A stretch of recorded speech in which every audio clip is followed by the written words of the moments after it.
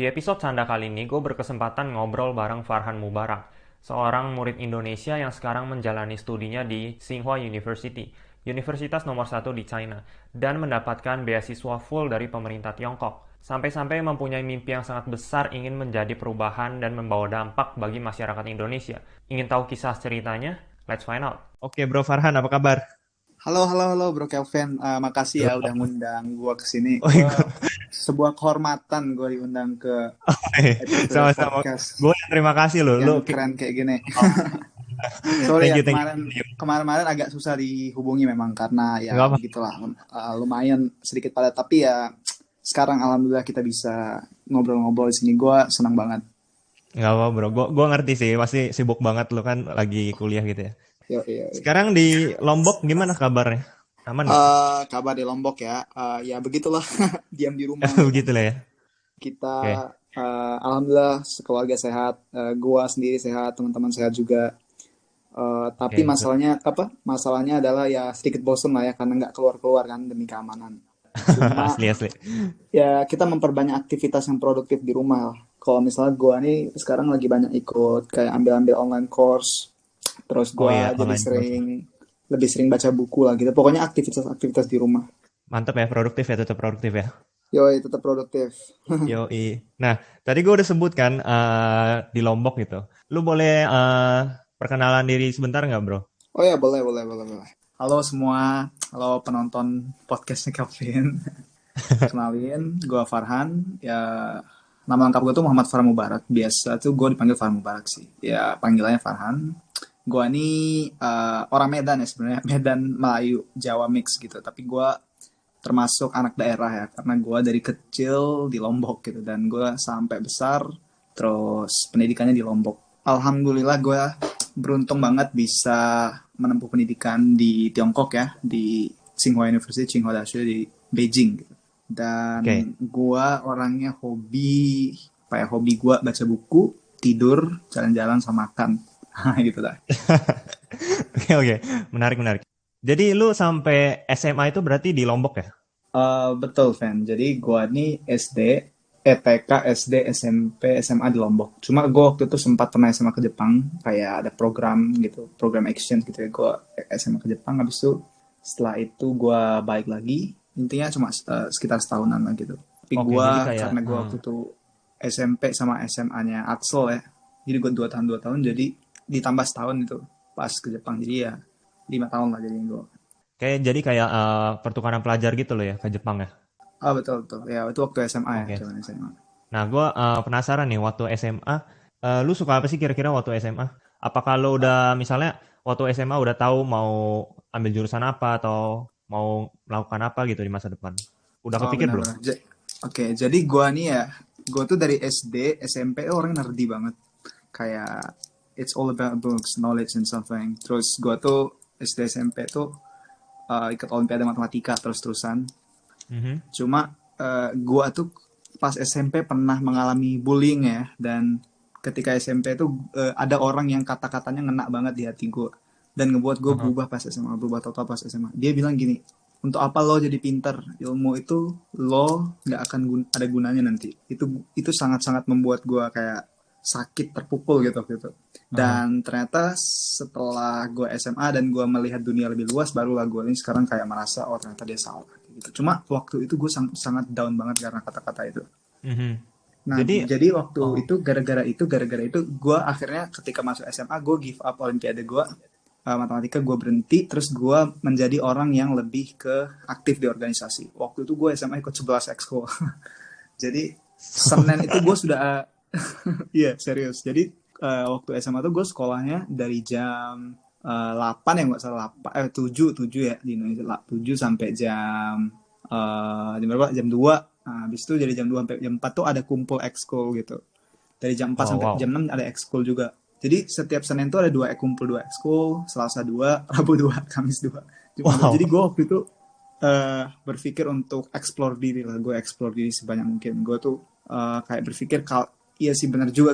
Gue waktu itu benar-benar termakan kata-kata buruk dari orang itu loh. Jadi gue Mhm. gara-gara itu yang membuat gue berhenti olimpiade dan gue jadi explore banyak hal. Jadi gue banyak banget ikut ekskul, dan salah satu yang menurut gue life changing adalah waktu gue ikut debat bahasa Inggris gitu. Kira-kira waktu itu apa yang ibaratnya melatar belakangi orang itu bisa ngomong seperti itu sama lo? Apakah dia iri aja atau?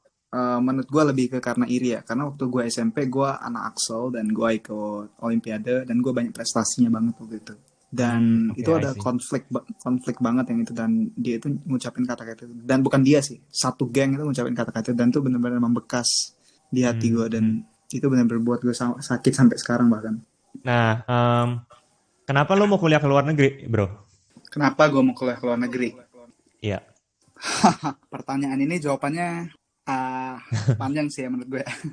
Karena ini kisahnya ini kisah dari kecil gitu, dari kecil. Jadi ya, Oke. kalau gue sih pribadi karena ngerasa orang tua gue nih kebetulan adalah dua-duanya pendidik ya. Mhm. Bokap dosen, mama guru kan. Nah, ya mereka tuh sering mengkritik lah gimana kurangnya gitu ya sistem pendidikan di sini. Dan mereka mengikuti sistem yang ada di sini. Makanya itu yang ngebuat mereka tuh ngerasa kalau gue sebaiknya di luar negeri aja kuliahnya supaya dapat pendidikan yang lebih bagus. Dan itu gue tahu itu dari kecil sih. Jadi gue itu cita-cita gue dari kecil karena itu, latar belakang awalnya itu karena itu. Cuma semakin gue dewasa, ya gue tuh merasa kalau gue keluar negeri banyak hal yang gue bisa explore, dan banyak hal yang gue nggak bisa tahu di Indonesia doang, banyak hal yang gue bisa lihat dari luar gitu ya. Kayak ibarat lo lihat Indonesia dari dalam Indonesia sama lihat dari luar Indonesia bakal beda banget gitu, dan lo bakal punya pandangan yang lebih luas terhadap banyak hal. Itulah yang membuat gue pingin, dan itu membuat gue pingin selain karena tingkat edukasinya yang lebih bagus. Kita bisa bilang kalau tingkat edukasi di Indonesia lumayan bagus ya, tapi kalau ada yang lebih bagus lagi di luar negeri, why not? Dan kalau di Indonesia kita nggak bisa dapat pengalaman baru, nggak bisa dapat teman baru, nggak bisa dapat insight baru, nggak bisa dapat pandangan yang baru, ya mending kita keluar negeri gitu kan. Jadi itu alasannya. Gue mau nanya kenapa China? Kenapa Tiongkok? Kenapa Tiongkok? Oke, sebenarnya uh, kalau ngomong kenapa Tiongkok tuh sebenarnya kita nggak bakal bisa satu podcast gitu ya, karena Tiongkok tuh menurut saya pribadi negara, Iya, menurut iya. gue negara yang keren ya. Tiongkok Ya, Tiongkok betul. tuh menurut gue pribadi negara keren banget. Pertama yang kenapa keren tuh menurut gue karena pertumbuhan ekonominya sangat gila gitu ya, dari yang dia mungkin merdekanya itu mirip-mirip sama kita sama Korea, hampir-hampir mirip tahunnya, Mhm. sampai menjadi negara superpower kedua, maksudnya negara terkuat kedua di dunia gitu di bawah Amerika, hanya dalam berapa tahun? 70-an tahun gitu. Iya. Itu berarti sementara mereka tuh kan negaranya luas gitu dan banyak penduduknya, itu harusnya memberi banyak masalah gitu kan, tapi malah mereka tuh bagus, mereka bisa lebih hebat gitu dibanding kita, sementara kita udah bertahun-tahun masih aja kayak gini gitu kan. Terus kalau gue sih pribadi milih Tiongkok karena gue itu lebih merasa kalau jurusan gue ini bakal bagus banget kalau gue ambil di Tiongkok, karena gue kan ngambilnya jurusan Energy and Power Engineering, sementara Tiongkok itu adalah salah satu negara yang lagi rising, yang lagi hebat-hebatnya ngembangin teknologi renewable energy-nya gitu.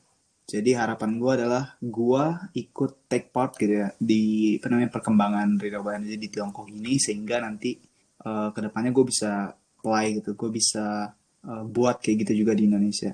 Itu yang alasan kedua, alasan pertama lah itu ya. Nah, terus alasan selanjutnya adalah karena ya gue rasa Tiongkok ya, Cina ya, menurut gue tuh negara yang menarik gitu, karena pertama sejarahnya panjang, terus budayanya unik, plus dia pakai bahasa Mandarin gitu kan. Jadi gue rasa kalau gue ke Tiongkok ya banyak banget pengalaman yang bisa gue dapat.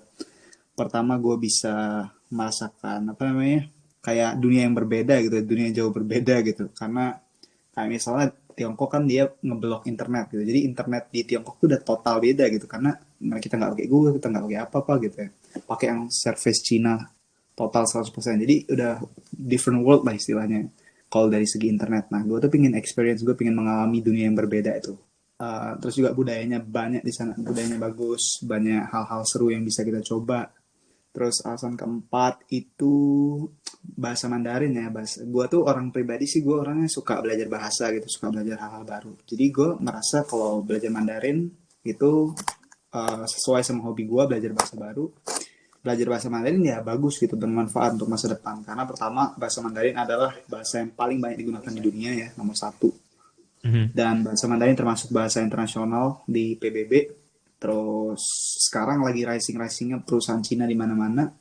Asli. Jadi ya not bad gitu, bagus-bagus aja belajar bahasa Mandarin. Terus ketika belajar bahasa Mandarin itu kan berarti at the same time bakalan belajar tentang budaya Tionghoa gitu ya. Dan menurut gue belajar tentang Mhm. budaya orang lain tuh bagus, karena dengan kita mempelajari budaya itu, kita mengerti mereka, ya kita bisa semakin memahami orang gitu. Dan kalau orang-orang saling memahami itu, kita pasti dunia bakal damai, nggak ada Mhm. misunderstanding gitu. Oke. Kalau itu alasan keempat. Alasan kelima apa ya? Sebenarnya banyak banget gitu alasan gue ke Tiongkok. Selain Iya. ceweknya cantik, selain ceweknya cantik, itulah alasan-alasannya. Nah, emang lu dari awal pengen ke China apa tadinya ada pilihan lain juga gitu selain Oh China? ya. Jadi gue tuh ambisinya waktu itu gue tuh ke 4 negara sih waktu itu. Jepang, Oke. Cina, terus Amerika sama Inggris gitu. Oke. Nah waktu itu gue kan baru balik dari Jepang waktu itu, baru balik dari Jepang. Terus gue tuh Aha. ambil ujian nasional. Nah gue waktu itu udah nggak niat kuliah di Indonesia gitu. Gue udah persiapan ke luar negeri. Nah tapi ketika itu kalau nggak salah timeline itu adalah tahun 2017 ya, 2017 bulan Mei gitu ya.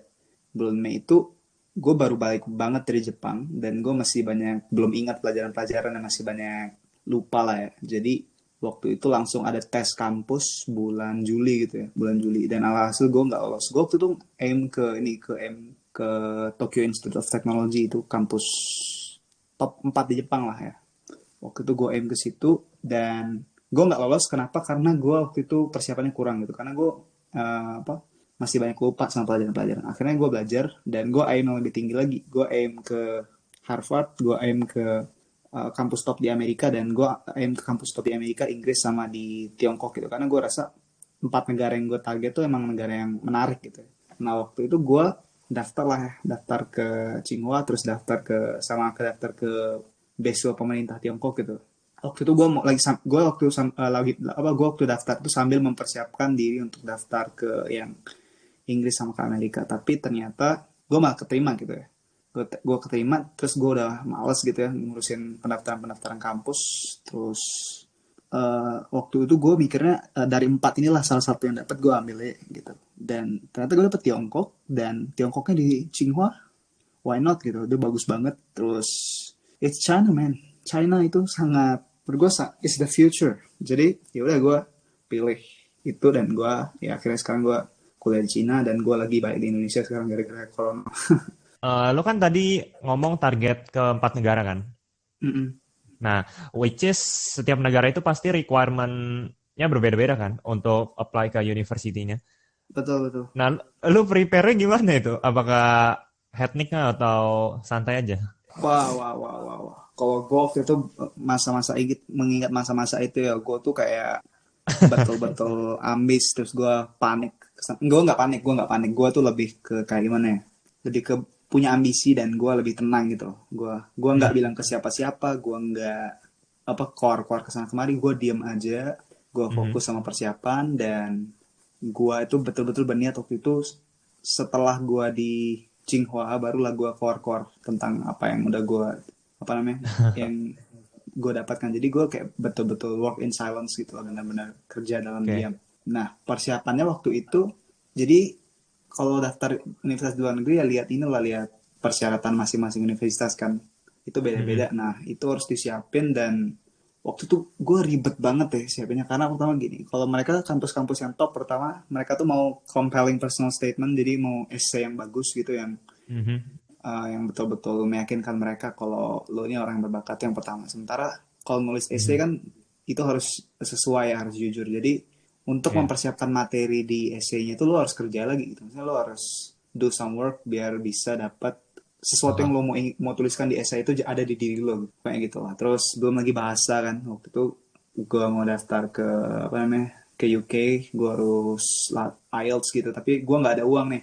Gue nggak ada uang, terus maksudnya nggak banyak gitu ya. Terus gue nggak mau apa, orang tua juga nggak ada uang untuk bayarin kursus. Jadi ya gue waktu itu tapi mikir, eh, ini bukan berarti halangan buat gue gitu. Meskipun ada halangan kayak gini, bukan berarti gue bakal berhenti di sini. Jadi ya gue waktu itu belajar online lah 100% online. Sampai gue akhirnya dapat nilai yang lumayan tinggi dan akhirnya bisa dipakai untuk daftar ke universitas kompetitif di US dan UK gitu.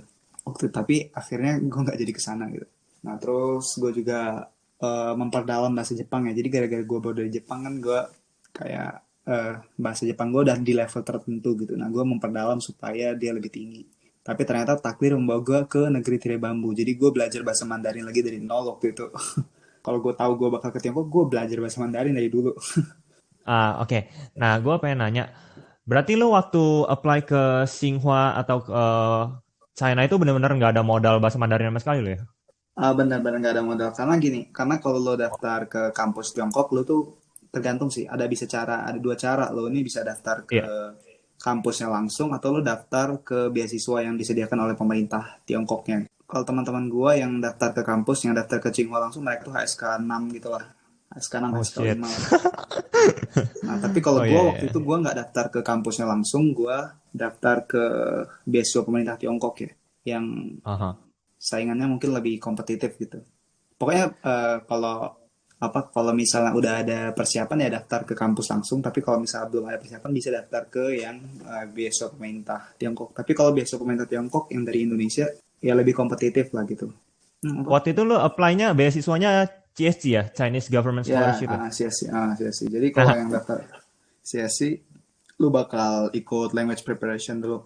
Belajar bahasa Mandarin setahun, baru lalu bisa masuk kampus. waktu lo apply CSC kan ada 3 pilihan univ tuh, ya kan? Mm-mm.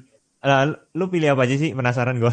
Oh itu ya, gue pilih Tsinghua. Pertama Tsinghua jelas. Kedua itu USTC, University of Science and Technology China. Baru Oke, ketiga itu USDC. gue pilih BIT ya, Beijing Institute of Technology. Gue dengan sangat beruntungnya dapat yang Tsinghua kan waktu itu. Terus gue kan waktu itu kita di apa namanya dikumpulin gitu di grup yang CSI. Teman-teman gue pinter-pinter banget yang dari Indo, ada yang dari Medan, Jakarta gitu kan. Aha. Kok bisa yang kayak gue malah yang dapet Tsinghua. Gue padahal Oh. biasa-biasa aja. Nah, lu expect nggak sih bisa ibaratnya masuk ke Tsinghua? Oh, kalau gue sih selalu yakin ya, karena gue pertama gue memang udah persiapan yang banyak, terus gue merasa gue emang ada kemampuan. Cuma ya tetap di sisi lain gue merasa kalau gue ini beruntung gitu. Kenapa? Karena Mhm. gue tuh selalu yakin di atas langit pasti ada langit. Jadi gue merasa pasti banyak lebih hebat dari gue di luar sana. Tapi Mhm. somehow gue ditakdirkan dengan sangat beruntungnya bisa menimba ilmu di sana. Jadi ya gue bersyukur. Iya betul. Gue mau cerita dikit nih bro. Soalnya Oke. menurut gue, lu itu inspirasi gue. Soalnya waktu itu gue sempat cari info juga tentang beasiswa kuliah di China kan.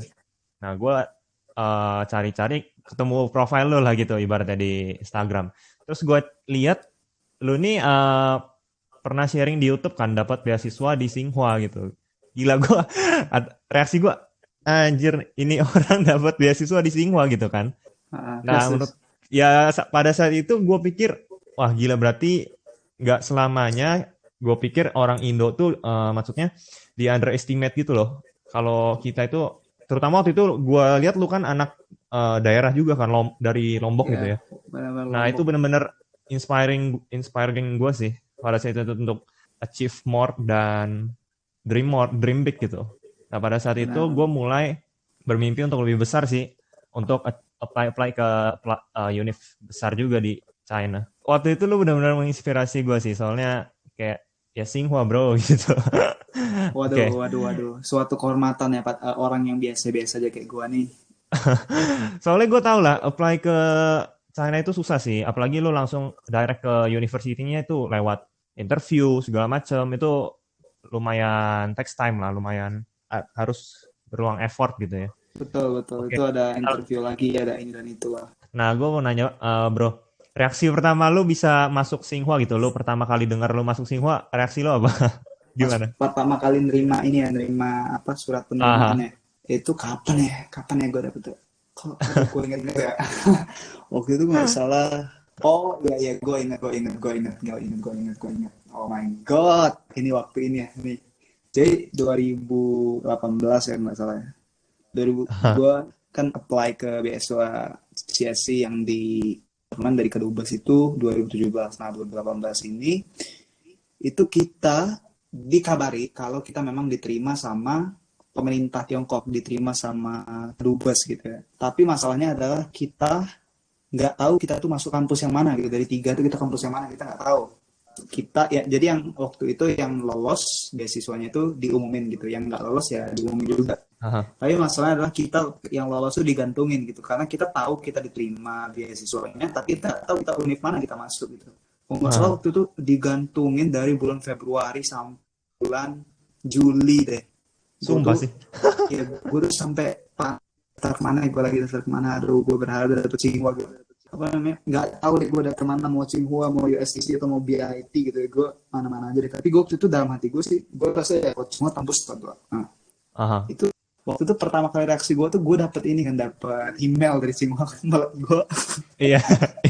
gue gue inget momen tuh gue rasa, oh my god, gue waktu itu lagi ini, gue lagi bad mood kayaknya, lagi bad mood karena Oke. gue tuh pusing tau kan, pusing biasa lah, pusing terus lu tidur tapi pas lu bangun tuh kayak masih pusing gitu kan, jadi bad mood. Terus itu HP gue kok ada apa namanya, email dari Tsinghua kan, terus gue buka, apa nih, gue langsung apa namanya, yang tadi gue bad mood tuh, yang gue liat notif dari HP ada Gmail Tsinghua gitu kan, gue langsung kayak wah kayaknya ada sesuatu yang keren nih, kayak gue langsung bangkit gue. Tapi masih masih bad mood gue pas gue liat congratulations, wow, gue langsung kayak gue yang lagi di kamar langsung keluar, langsung papa mau wali dapat ini senang banget, gue super banget, gue kayak oh my god, gue keterima, gue senang banget waktu itu, parah banget, gue kaget karena gue belum kuliah di kampusnya, karena Tsinghua masih nerima gue secara kondisional ya, gue harus apa SK6 waktu itu, SK5, terus gue harus lulus tes apa namanya, tes dari beasiswanya, tes akademik beasiswanya, terus gue harus lulus interview dari Tsinghua-nya langsung, itu banyak banget Oke. gitu. Jadi gue anggap oke, gue keterima, tapi ya udahlah, gue belum 100% keterima gitu, jadi gue harus tetap semangat. Dan setelah Oh, masuk kampus oke. Tsinghua tuh baru gue kayak bener-bener norak banget gitu. Wih, gue keliling-keliling kampus, gue coba semuanya, gue upload di Instagram kamu, kayak Iya, gue iya, iya. senang banget gitu. Tapi ya itu sih, waktu itu kalau nggak salah benar-benar digantungin banget gitu. Itu nyesel gue nggak belajar Mandarin pas itu, karena emang di Lombok nih nyari guru Mandarin pun susah.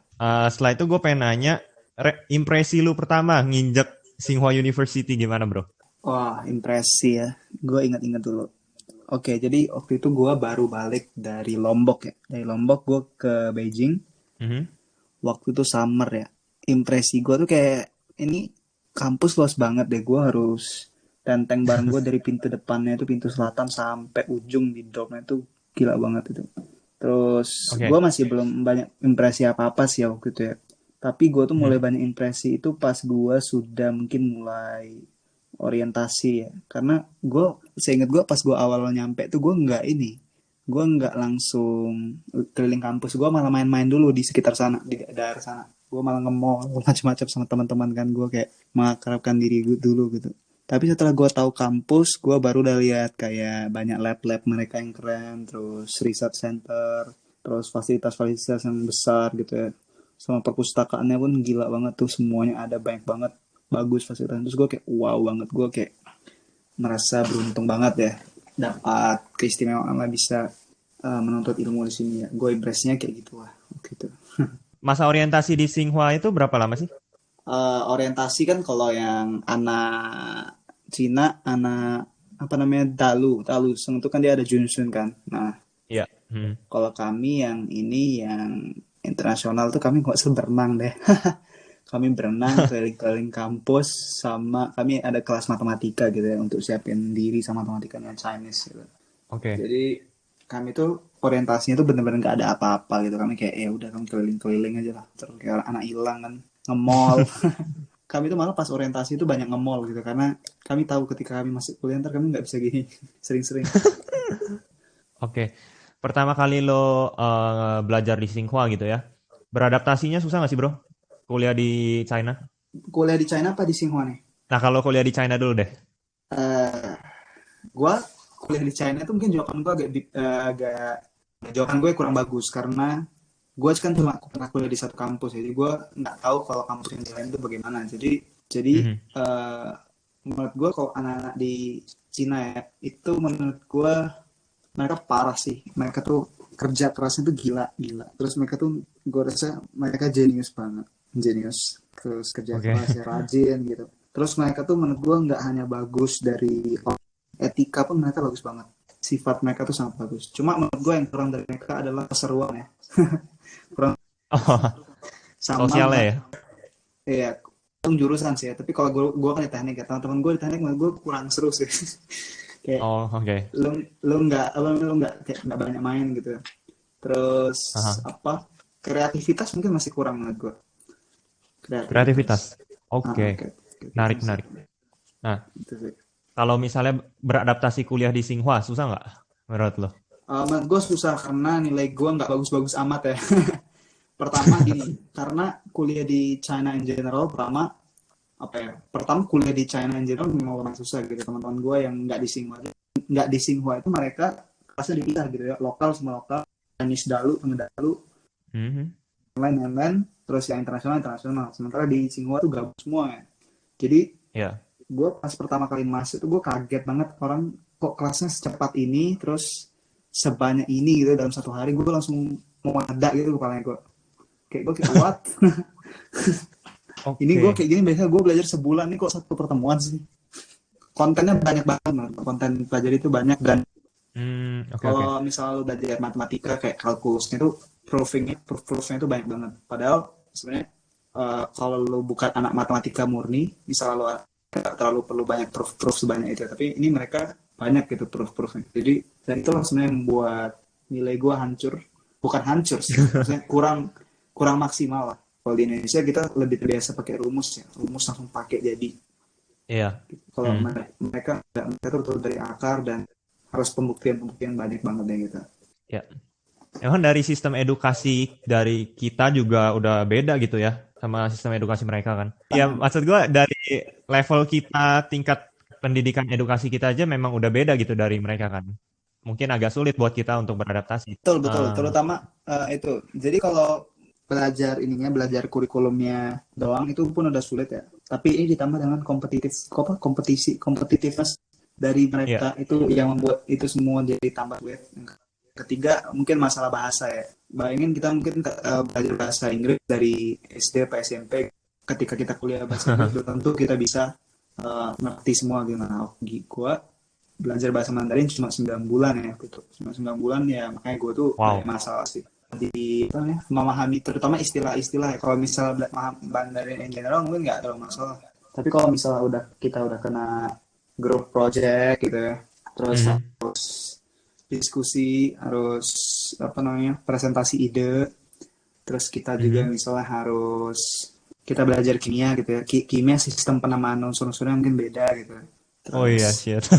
itu juga beda. Terus istilah-istilah kimia itu beda juga. Nanti kalau di lab misalnya masuk labnya itu istilah-istilah dalam labnya itu beda lagi, itu banyak banget. Belum lagi kalau Wow. belajar matematika apa itu istilahnya fisika, terus pelajaran-pelajaran tekniknya dalam itu banyak banget. Wow itu. Oh iya, betul, betul, betul. Itu.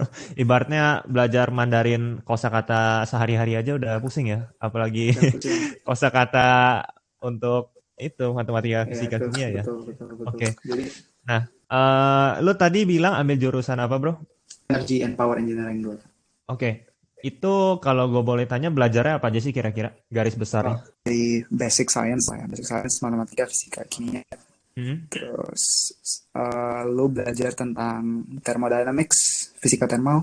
Uh, Intinya di jurusan itu adalah lu bagaimana lu mengolah energi gitu, mengolah energi. Oke. Misalnya kayak nanti lu juga belajar kayak di bagian coal, di bagian kayak tambang batu bara gimana, di apa Mhm. tempat produksi listrik yang menggunakan batu bara gimana gitu. Terus lu belajar juga tentang di nuklir apa namanya, di tempat nuklir gitu. Terus Ya, nuklir. renewable misalnya kayak apa ya, in general kayak gitu. Belajar Oke, tentang berarti hal kayak gitu. pokoknya yang berbau-bau energi lah ya. Betul betul. Oke. Kayaknya gue sering lihat lu ngoding juga deh. Emang belajar ngoding juga di jurusan itu? Entah kenapa ya mereka kayak pingin mahasiswanya bisa jago ngoding ya. Cuma kalau gue pribadi Oke. sih gue pingin apa ya, gue merasa Computer science itu bukan sesuatu yang merupakan sesuatu yang hanya dikuasai oleh anak IT aja. Tapi itu merupakan alat yang bisa digunakan untuk leverage everything. Misalnya kayak machine learning atau deep learning gitu ya. Iya. Untuk supaya risetnya lebih efektif gitu. Itu bisa pakai itu gitu. Jadi yang diajarin di Tsinghua itu ngoding basic apa benar-benar sampai detail gitu sampai OOP basic atau basic. segala macam gitu? Atau basic doang Basic ya? basic doang, tapi gini, tapi kalau di Tsinghua tuh yang paling gue suka tuh sistem milih kelasnya. Jadi lo bisa ngambil kelas yang nggak ada di jurusan lo. Misalnya lo Oh gitu. jurusan lo itu misalnya teknik teknik sipil, lo bakal belajar matematika, fisika, Mhm. kimia, terus bakal belajar kayak struktur tanah, mekanika dan lain-lain gitu kan. Nah, itu adalah kelas-kelas yang harus lo pelajari dan harus lo ikuti sebelum lo lulus gitu. Kalau belum ikut kelas itu lo belum bisa lulus gitu. Nah, tapi Oke. di Tsinghua lo bisa ngambil kelas yang di luar kelas-kelas yang lo disuruh itu gitu. Jadi lo bisa Hmm, ngambil kelas ekonomi, misalnya Introduction to Marketing, bisa juga, atau kelas-kelas apa yang oke. lain-lain yang nggak di luar jurusan lo gitu. Tapi ya nilainya lo tanggung sendiri. Maksudnya kalau lo ngambil kelas yang di luar jurusan lo dapat nilai, tapi itu bukan ini itu nggak dihitung dari SKS gitu. Jadi lo ya ngorbanin Oh, waktu lo oke. untuk belajar hal yang nggak menambah nilai lo gitu. Tapi kalau gue why Oke. not gitu. Justru itu adalah kesempatan yang bagus untuk kita membuka wawasan kita lebih lebih luas ya. Gue bahkan Mhm. semester 2 ini yang online ini gue banyak ngambil kelas-kelas yang gak ada hubungannya sama jurusan gue. Gue ngambil marketing management, gue ngambil Mhm. public relation and strategic communication, gue ngambil industrial production, gue ngambil total 4 kelas yang di luar jurusan wajib, kelas wajib gue. Jadi kelas gue tuh kalau Wow. nggak salah di semester 2 ini ada 14 atau 13 14. gitu. Wow. Jadi total ininya SKS-nya tuh 32. Wow. Nah, lu untuk cara bagi waktunya nggak susah, bro? Waduh, menurut gue ya, kalau bagi-bagi waktu itu menurut gue lebih ke habit, lebih ke disiplin ya. Jadi kalau misalnya lo Ya. ngikutin cara bagi waktu gue, belum tentu bisa cocok sama lo pribadi, gaya lo pribadi. Karena kita besar di environment yang berbeda dan di gaya hidup yang Mhm. beda gitu. Jadi yang Ya. paling paling bagus menurut gue adalah menumbuhkan disiplin ya di diri kita. Mhm. Disiplin supaya kita tuh tetap bisa bertanggung jawab dan mengikuti semuanya dengan maksimal. Dan kita tuh harus kayak tahu the fun of the joy of learning gitu. Misalnya kayak Ya. belajar ini untuk apa gitu. Kalau gue dulu belajar, misalnya gue belajar pas di SMA ya, Mhm. gara-gara gue dibully itu gue jadi mikir gitu, untuk apa gue belajar ini, untuk apa gue belajar ini, untuk apa gue belajar ini. Dan guru-guru di SMA waktu itu tidak berhasil membuat gue terinspirasi dengan Ya. ilmu yang dipelajari gitu. Jadi Iya, betul. gue waktu itu, mereka guru-guru gue sangat baik dan sangat mengajarkan gue dengan sangat baik ketika di SMA. Yang mereka belum berhasil adalah untuk menginspirasi gue supaya jadi sangat fanatik gitu dan sangat mencintai. Soalnya kayak fisika gitu ya, fisika boring, banyak rumus gini-gini. Tapi kalau misalnya Iya, iya. gurunya bisa menginspirasi, lu pasti mikirnya kayak, wah, ternyata hal-hal Heeh. sederhana Betul, betul. ini lu bisa aplikasikan di banyak hal yang keren nanti gitu. Jadi lu harus Heeh. belajar yang dasar kayak gini supaya asik gitu. Misalnya kayak belajar integral gitu, ngapain coba belajar integral capek-capek gitu. Iya. Harus apa rumus, apa rumus. Sementara pas gue sampai di Singapura, gue baru guys tau deh ternyata dengan ini nih lu bisa menghitung banyak gitu untuk membuat hal keren. Iya. Nah, itulah yang membuat gue jadi kayak wow, ternyata selama ini kenapa gue nggak pernah tahu ya di SMA. Kalau gue tahu ini di SMA pasti gue bakalan lebih semangat dan gue bakalan lebih belajar di luar waktu sekolah gue gitu. Jadi waktu SMA gue ngerasa kayak gue belajar terpaksa banget. Sementara Mhm. gue setelah gue masuk kampus sekarang gue merasa betul-betul gue bahagia loh belajar.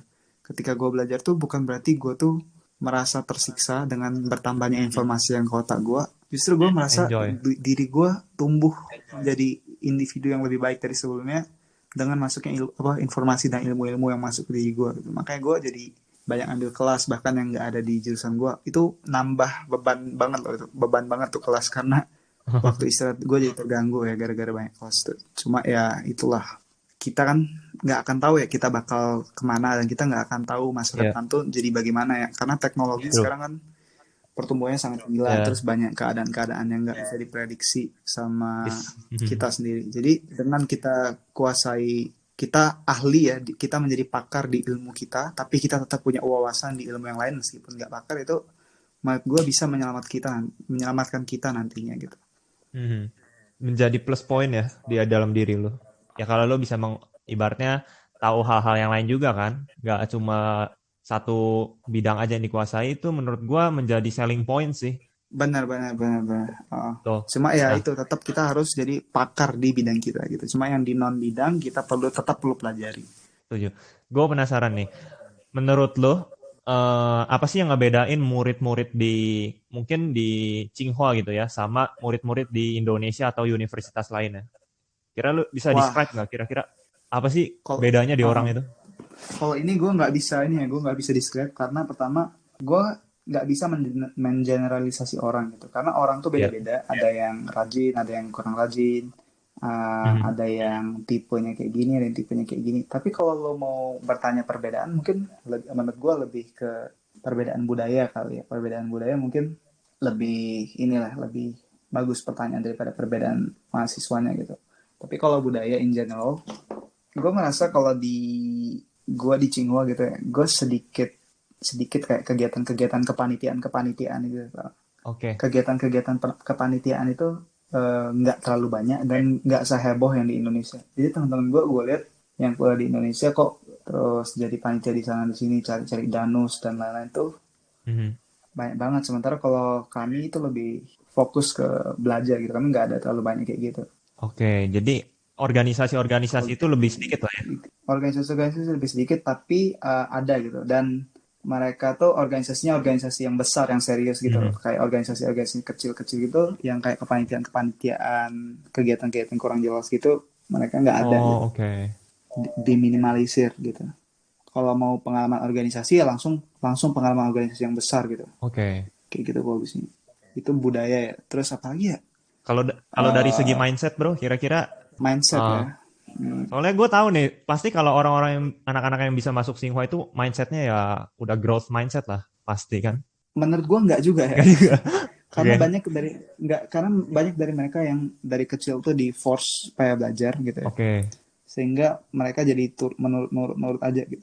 Tapi yang gue lihat dari temen-temen gue di semua tuh mereka adalah mindset perfect gitu, perfectionist, dan Mhm. mereka tuh ingin kesempurnaan di segala hal gitu, dan mereka tuh betul-betul mengerjakan sesuatu tuh dengan sangat sempurna gitu. Oke. Mereka nggak mau kalau sekedar selesai aja, mereka tuh 100% harus sempurna. Dan Oh. itulah yang menurut gue membuat teman-teman gue yang di kampus tuh hebat-hebat dan gila-gila semua tuh, karena mereka tuh kayak gitu mindsetnya. Ngerjain sesuatu tuh sangat serius gitu loh, meskipun Hmm. itu hal-hal kecil. Effortful ya. Effort, betul-betul. Semua Wow. effort, semua hal tuh. Jadi dia nggak main-main gitu meskipun hal-hal kecil. Oke. Karena mereka tuh nganggap kalau hal-hal kecil nggak bisa diselesaikan dengan sempurna, gimana ngerjain hal-hal yang besar gitu. Wow, wow, wow. Iya, iya, betul, betul. Wow. Oh, mungkin anak-anak di Indonesia mungkin nggak semua ya, tapi rata-rata kan ya udahlah yang penting kumpul, yang penting jadi tugasnya, yang penting beres gitu ya, mindset seperti itu. Wow, keren sih. Menarik, menarik. Nah, kalau gua boleh tanya nih, Bro. Kira-kira ini mungkin personal aja kali ya. Mimpi lo apa sih? What is your dream gitu? Mimpi ya. Wah, Ini general aja sih, general. kalau mimpi gue tuh ingin jadi orang yang bermanfaat Oke. dan membuat hal keren di dunia. Mhm. Jadi ini pengalaman gue ya. Pengalaman gue pernah ke pulau namanya di NTT, namanya itu Pulau Mesa ya. Mhm. Pulau Mesa itu terletak di sangat jauh dari Labuan Bajo. Oke. Lo tau Tahu, Labuan tahu. Bajo kan? Labuan Bajo itu Iya, Pulau Pulau Komodo Komodo. utama itu. Nah, jadi di pulau utama Labuan Bajo itu banyak dikelilingi pulau-pulau kecil gitu, Mhm. yang terpencil gitu. Nah, ada satu pulau yang terletaknya jauh gitu dari pulau pusat itu, dan mereka sangat sulit dapat akses air tawar sama dapat akses electricity, dapat listrik susah Oke. karena mereka jauh dari Labuan Bajo gitu. Oke. Waktu itu gue kesana karena gue dapat proyek. Gue waktu itu ditugaskan jadi interpreter bahasa Jepang. Waktu itu bahasa Jepang gue masih lumayan lah, nggak kayak sekarang ya. Kalau sekarang gue kebanyakan Mandarin. Iya, iya. Jadi waktu itu gue tugasin itu di sana. Nah, terus kalau nggak salah itu joint project ya. Jadi ada investor dari Indonesia yang mau ngebuat proyek di sana. Jadi Mhm. investor yang dari Indonesia ngasih solusi gitu ya, supaya di Pulau Mesa ini dibangun solar panel Oke. dan mesin air gitu. Jadi yang investor Indonesia bawa 2 orang, satu dari Cina, satu dari Jepang. Nah, yang dari Cina ini dia adalah pembuat solar panel, sementara dari Jepang ini membuat pompa air itu, Oh, oke. mesin air. Jadi mesin air itu bakalan ngebuat air laut itu jadi air minum. Dan air minumnya itu bukan kayak air minum yang kacang-kacang yang Iya, iya. ecek-ecek gitu istilahnya. Tapi betul-betul air minum yang mungkin kemurnian airnya itu lebih bagus daripada aqua gitu. Mhm. Benar-benar Wow. lebih bagus dari aqua airnya itu. Karena dia itu benar-benar apa namanya diproses sedemikian rupa sehingga air asin itu jadi air minum gitu, bukan air tawar lagi. Mhm. Nah, itu membutuhkan daya yang besar ya. Sementara listrik di sana pun kurang. Jadi itulah dibuat solar panel yang ditempatkan di apa namanya di pulau itu, di seluruh pulau, supaya bisa dapat listrik yang bisa nanti listriknya itu bisa digunakan untuk ngasih apa Energi ya. namanya kebutuhan listrik di rumah-rumah penduduk situ, karena ada ribuan penduduk di sana. Oke. Terus listriknya bisa digunakan untuk nyalain mesin air itu gitu. Mhm. Nah, jadi sistemnya kalau nggak salah waktu itu investor Indonesia ngebuat itu, sementara nanti masyarakat ngebayar uang iuran bulanan ke investor Indonesia itu yang kerjasama sama PDAM dan PLN gitu. Jadi Oke. mereka itu yang semula bayar air dan bayar listrik yang misalnya sebulan tuh 15 juta, Wow. tapi bayar ke investor Indonesia cuma 5 juta doang kayak gitu. Jadi lebih murah, tapi dan mereka dapat yang lebih mudah lagi. Oke. Nah, waktu itu gue sangat terinspirasi dong ya. Gue meskipun waktu itu jadi penonton, gue tuh terinspirasi. Wow, Mhm. ternyata keren banget ya. Gue nggak pernah sadar ini gitu. Hanya lu mempelajari ilmu kimia gitu, lu bisa ngebuat air laut itu jadi air minum gitu. Mhm. Iya. Nah, waktu itu tuh gue berpikir, wah, gue kayaknya harus ambil teknik nih. Karena gue orangnya tuh imajinasinya liar ya. Gue tuh waktu itu mikir kalau gue paham ilmu-ilmu alam ya, ilmu Mhm. sains, dan gue paham ilmu engineering, gue bakal bisa ngebuat hal keren yang bisa membantu masyarakat gitu, yang mempermudah hidup masyarakat. Wow. Jadi kayak tadi itulah, siapa yang menyangka lo yang hidupnya susah gara-gara tinggal di pulau yang jauh dari pulau utama, kesulitan listrik, kesulitan air, jadi mudah gara-gara inovasi gitu, inovasi di bidang kayak gituan ya, di bidang Oke. sains dan teknologi. Lo bisa merubah hidup lo secara total. Mhm. Nah, gue itu pingin gitu juga. Gue pingin ngebuat dunia ini jadi lebih indah gitu, jadi lebih indah dan jadi lebih baru lagi. Mhm. Hal-hal yang sekarang hal-hal yang sekarang ada itu bisa dibuat menjadi lebih efektif lagi dan bisa lebih bagus lagi. Ini kalau lo baca dari sejarah perkembangan zaman ya, Ya. kan mulai dari yang kita cuma pakai sepeda sampai sekarang kita tuh Mhm. apa yang mulai pakai sepeda, habis dari sepeda pakai dokar ya, habis dari dokar jadi motor, mobil, Ya. mobil mungkin sekarang kereta api, terus hyperloop katanya sekarang kan. Iya. Elon Nah, itu Musk. kan dia itu kita itu bakalan terus tetap lingkungan kita itu bakalan terus tetap berevolusi Iya. sih. Ya, evolusi. Bakal tetap berubah. Jadi semakin baik. Nah, gue mau jadi part of it gitu. Gue nggak hanya mau jadi penonton. Oke. Gue mau menjadi orang yang menciptakan solusi buat masyarakat, Wow. membuat solusi yang bermanfaat buat masyarakat. Dan beruntungnya adalah apa? Kita ini tinggal di Indonesia ya. Mhm. Indonesia ini negara yang banyak masalah. Iya, betul. Iya, Jadi betul. jadi kita tuh sebagai generasi muda sebenarnya nggak boleh loh kita tuh ngeluh-ngeluh wah negara kayak gini, negara Iya. kayak gini. Boleh kita boleh ngeluh, tapi kita juga jadi pembuat solusi utama gitu dari masalah-masalah yang ada di negeri kita. Iya. Jadi itu my dream in general. Gua tuh pingin buat kayak gitu ya. Jadi pingin buat inovasi, Mhm. pingin buat hal baru gitu, tapi di bidang energi sepertinya. Awalnya gue ambil mechanical engineering, tapi gue pindah ke energi. Menurut gue energi bakalan bisa lebih besar lagi, lebih gede lagi. Apalagi kalau Iya. renewable bisa sustainable gitu ya. Iya. Nah, menurut gue emang renewable energy itu future nggak sih? Kayak sekarang batu bara, minyak, segala macam, oil itu kan ada batasnya ya. Pada hari tertentu itu bakal habis kan. In the future pasti kita butuh sebuah energi yang bisa daur ulang gitu kan, renewable. Setuju sih, Oke. setuju. Kalau di Tsinghua sendiri ada juga apa namanya combustion center, itu ngebuat supaya apa namanya sistem pembakaran di coal di batu bara itu jadi lebih bagus, jadi lebih bersih gitu, mengurangi Oke. polusi. Terbukti dari polusi di Beijing yang kalau ketika winter 2013-an tuh Parah banget. kayak salju ada di laut, salju ada di pandangan lo, jadi lu nggak bisa ngeliat apa-apa. Sementara gue kemarin pas di Beijing winter sebelum gue lari gara-gara corona, itu gue cerah banget gitu. Itu menurut gue salah satu hasil dari riset di bidang combustion Yap. ya, buat pembakaran gitu di pabrik lah, di batu bara lah, jadi lebih bersih gitu. Iya. Nah, jadi kalau menurut gue ya memang di satu sisi kita tetap harus riset di renewable, kita juga bisa membuat energi itu jadi lebih bersih gitu dengan riset di bidang combustion yang lebih bagus. Iya. Contohnya adalah yang kemarin, mungkin kalau misalnya di Indonesia riset di bidang combustion bagus, kita bisa ngebuat Jakarta bebas dari polusi, Iya. menurut gue itu. Nah, jadi kalau ditanya, itu jawaban panjang ya, jadi kalau ditanya bagaimana cara gue merealisasikan mimpi gue, mungkin gue bakal jadi entrepreneur ya, gue bakal jadi entrepreneur di bidang Yap. itu. Gue orangnya nggak suka berharap sama pemerintah, apalagi protes-protes tuh Iya. nggak. Gue lebih suka orang yang kerja sendiri, independen, dan membuat perubahan gitu daripada ngandelin orang gitu. Wow, keren banget, menarik. Researcher dan entrepreneur lah ya. Oke. Tapi kita nggak tahu masa depan kita seperti apa kan, jadi kita tetap harus open lah. Ya, tuh. Stay hungry, stay foolish. Oke, stay hungry, stay foolish. Gue suka banget. Oke, terakhir nih bro. Lo ada pesan nggak buat anak-anak muda, khususnya anak-anak daerah kayak kita gitu ya? Lo ada pesan nggak buat mereka?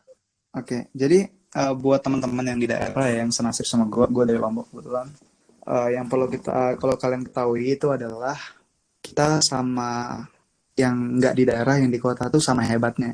Cuma mungkin kelebihan mereka adalah fasilitas yang lebih banyak daripada kita.